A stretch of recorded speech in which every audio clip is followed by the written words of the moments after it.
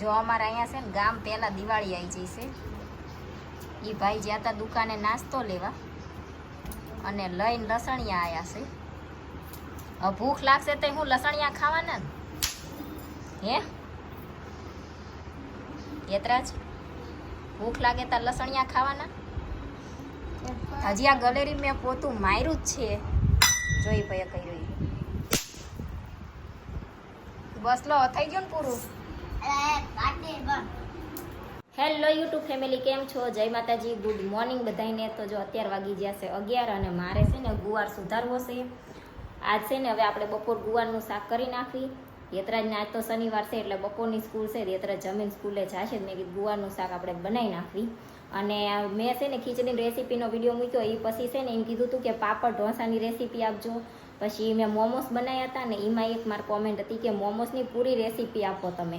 તો આપણે મોમોસની રેસીપી આપવાની છે. અને ઇન્સ્ટાગ્રામમાં એક કોમેન્ટ એવી હતી કે હું જે ઓલી પોપકોર્ન ધાણી બનાવું છું તો એ તમે કઈ રીતના બનાવો છો એમ. તો એટલે આપણે છે ને એ ત્રણેયનો વિડીયો બનાવવાનો છે. તો આજ શનિવાર છે ને તો હું વિચારું છું કે ત્રણમાંથી એકાદાની રેસીપી આજ આપણે દઈ દેવી. તો હવે છે ને એક આજ બનાવશું, એક કાલ બનાવશું ને પરમ દિવસે બનાવશું. એમ ત્રણેય દિવસ આપણે અલગ અલગ એક વિડીયો બનાવી નાખવાના છીએ. તો હાલો અત્યારે તો પહેલાં છે ને જમવાનું બનાવી નાખવી. પછી યતરાજ બપોર સ્કૂલે જતો રહે પછી આજ વિચારવી કે આજ છે એની રેસીપી આપણે આપવી છે.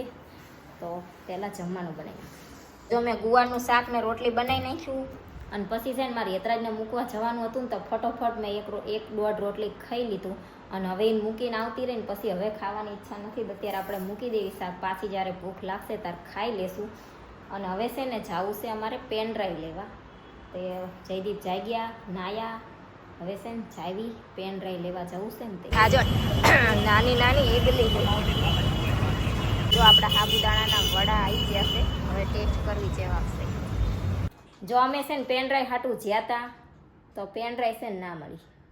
2-3 દુકાને અમે ફર્યા પણ પેન ડ્રાઈવ આઈફોનની જે જોતી હતી એ ના મળી. ઓલી 3 પિન આવે એ આપણને તો ઉપરથી એમ લાગે કે આઈફોનમાં 3 પિન જ છે પણ અંદર પિન અલગ આવે છે. તો હવે છે ને મંગાવવાની છે આપણે ઓનલાઈન. તો હવે પછી આપણે મંગાવી લઈશું ઓનલાઈનમાં. હજી જો છે ને ઘરે આવ્યા તો 15 મિનિટમાં યતરાજને લેવા જવાનો ટાઈમ થશે. એટલે યતરાજને છે ને બપોરની સ્કૂલ હોય ને તો આપણે કૂવાનો કાંઈ મેળ ખાય નહીં. તો હવે ચા બનાવી નાખવી બસ પી લેવી. ત્યાં સુધી યતરાજને લેવા જવાનો ટાઈમ થઈ જાય. આ સવારમાં છે ને વરસાદ આવે એવું લાગતું હતું પણ વરસાદ ના આવ્યો. તડકો નીકળ્યો તો બધા કપડાં સુકાઈ ગયા. હવે લઈ લેવી. જો અમે છે ને પેન ડ્રાઈવ લેવા ગયા ને તે પેન ડ્રાઈવ તો ના મળી પણ અહીંયા છે ને નાની નાની અવડી ઈડલી અને ઓલા સાબુદાણાના વડા ખાઈને આવ્યા. પણ અહીંયા સાબુદાણાના વડા છે ને હતા સારા પણ થોડા ગળ્યા હતા. તો જયદીપ મને કહેતા હતા કે આવા ઘરે બને. મેં એકવાર બનાવ્યા હતા પણ એમને ખાધા હતા પણ એ ભૂલી ગયા છે. તો પાછા આપણે એક દી બનાવશું. અને આમ થાય તે નવરાત્રિ આવે છે એટલે ઘણા ફરાળી ખાતા હોય તો કોકને બનાવવા હોય કામ આવે એટલે પાછા આપણે એક દી એ બનાવશું. પણ અત્યારે ચા બનાવી નાખી. બપોર છે ને અમે યતરાજને લઈને આવ્યા 3 વાગે. પછી ચા પીધી અને થોડીક વાર જાગ્યા તે 4 વાગી ગયા. 4 વાગે અમે સૂતા તે અત્યારે હવે છે ને 5 વાગી ગયા છે. અને હવે અત્યારે આપણે જાગ્યા અને હવે જવું છે મારે કોબીન ગાજરને એવું લેવા. કેમ કે આજે આપણે છે ને મોમોસની રેસીપી આપવાના છીએ એટલે કોબીન ગાજર લઈ આવી. મેંદાનો લોટ તો સવારમાં દૂધ લેવા જઈ ત્યાં લેતી આવી હતી પણ કોબી તો હતી પણ ગાજર નહોતા. શાક અહીંયા અમારા શેરીમાં આવે છે ત્યાં. તે મેં કીધું હવે અંતે તે ગાજર લેવા જવાનું જ છે તો પછી કોબી અહીંથી લઈને કંઈ મતલબ નહીં. એટલે મેં કીધું ત્યાંથી આપણે કોબીન ગાજર બે લેતા આવશું. તો એટલે હવે મારે જવું છે કોબીન ગાજર લેવા. પછી આવીને આપણે મોમોસની રેસીપી દઈ દેવી. અને અમે સૂતા ને પછી આજ તો સવારનું વરસાદ આવે એવું હતું પણ બપોર ઊંધી ના આવ્યો. અને બપોર જેવા અમે સૂતા ને પછી થોડોક વરસાદ આવી ગયો. તો જો ધાબું તો કોરું થઈ ગયું છે, કાંઈ વાંધો નથી. શેરીમાં જેટલું પાણી ભરાણું છે હું બતાવું તમને. જો થોડો ગમતો વરસાદ આવે ને તો એટલું પાણી આ રીતના ખાડા ભરાઈ જાય. અને હજી વરસાદ ચાલુ છે કોઈ છાંટા. તો મેં કીધું વધુ વરસાદ આવે ને એ પહેલાં આપણે જાવી અને લઈ આવી.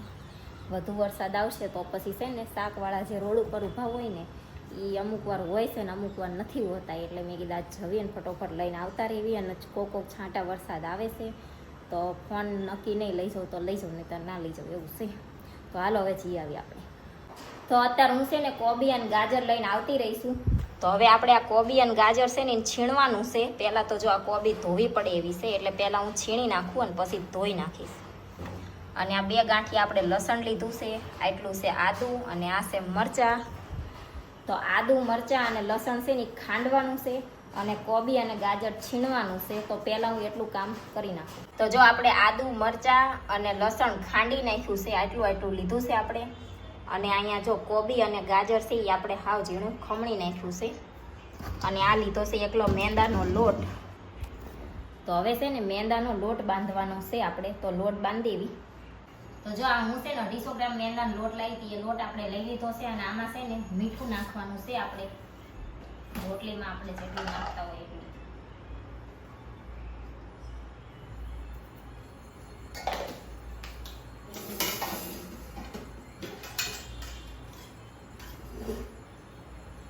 અને 1-1.5 પાવડા જેટલું તેલ.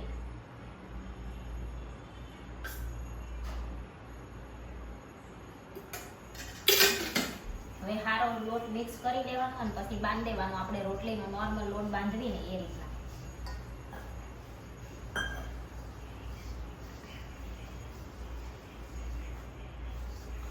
આપણે જો આવો રોટલીનો લોટ બાંધવીને એવો લોટ બાંધી લીધો છે. હવે આને છે ને થોડીક વાર ઢાંકીને મૂકી દેવી. અને ત્યાં સુધી આ માવો વઘારવાનો છે ને કોબીને એવું એ વઘારી નાખવી. તો જો માવો વઘારવામાં પહેલા તો છે ને આપણે 2 થી 2.5 ચમચી જેટલું તેલ લેવાનું. અમારે પાવડું પાછું થોડુંક નાનું છે ને એટલે હું 2 પાવડા જેટલું લઉં છું. તેલ ગરમ થઈ જાય ને એટલે પહેલા આપણે જે લસણ છે ને ખાંડેલું એ નાખી દેવાનું.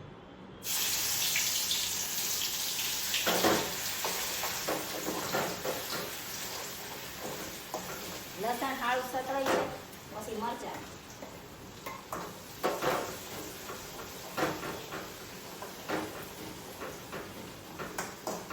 અને પછી છેલ્લે આદુ.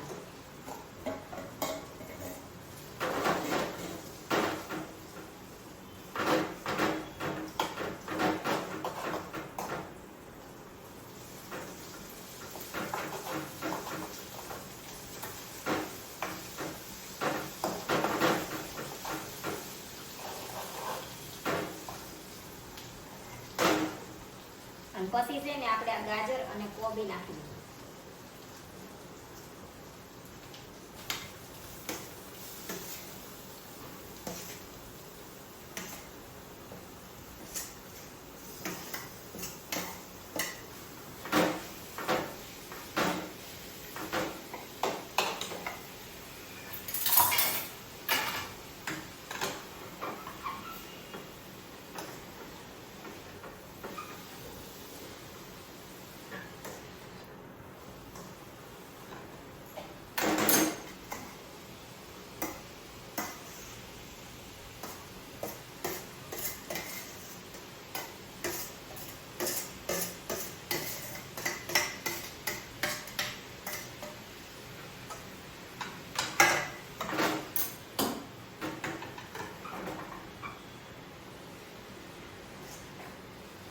અને આ બધું રહ્યું મિક્સ કરી લેવાનું સારું.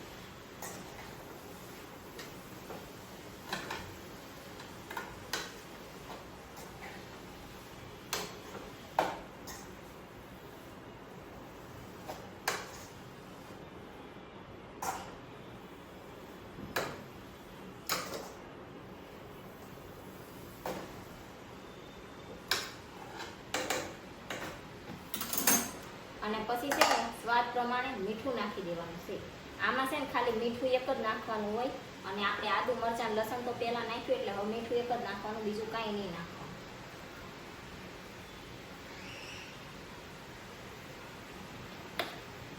અને મીઠું નાખવી એટલે કોબીથી તો અમથી તે પાણી છૂટે તે, એટલે બધું પાણી જ્યાં સુધી બળી ના જાય ને ત્યાં સુધી એમની આપણે છે ને હલાવતું રહેવાનું ધીમે ધીમે ધીમા ગેસે, કે નીચે ચોટી ના જાય અને પાણી રહી ના જાય એ રીતે.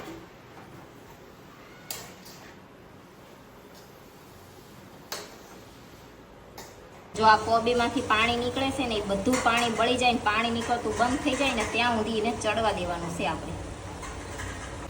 તો જો હવે છે ને કોબીન ગાજરની હાવ કોરું થઈ ગયું છે, અંદરથી ઠામકું પાણી નથી નીકળતું, એટલે હવે છે ને આપણે ગેસ બંધ કરી દેવી અને આને છે ને થોડીક વાર હાવ ઠરી જવા દેવી. હવે આ ઠરે ને ત્યાં સુધી આપણે છે ને રોટલી બનાવી લેવી નાની નાની. તો આ રીતના છે ને હાવ થોડોક લોટ લઈ અને હાવ પતલી પતલી રોટલી કરવાની છે પૂરી જેવી. હાવ નાને જ કરવાની.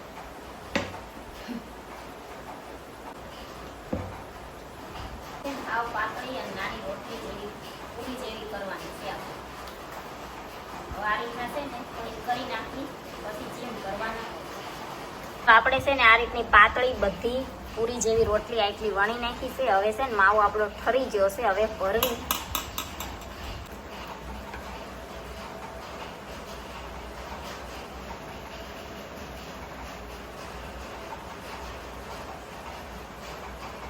તો જો આ રીતના 1-2 ચમચી જેટલો આપણે માવો લઈ લેવાનો અને પછી છે ને આ રીતના બે બાજુ પકડવાનું આમ અને પછી છે ને આ રીતના આમ ભેગું કરતું જવાનું આમાં.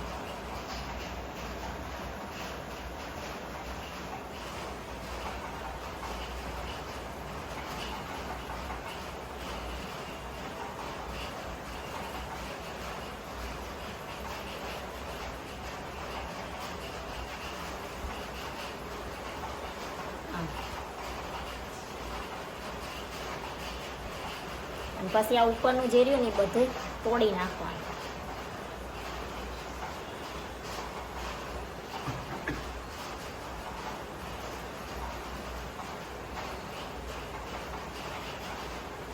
જો આ રીતના આપણે બધાય બનાવી નાખવી.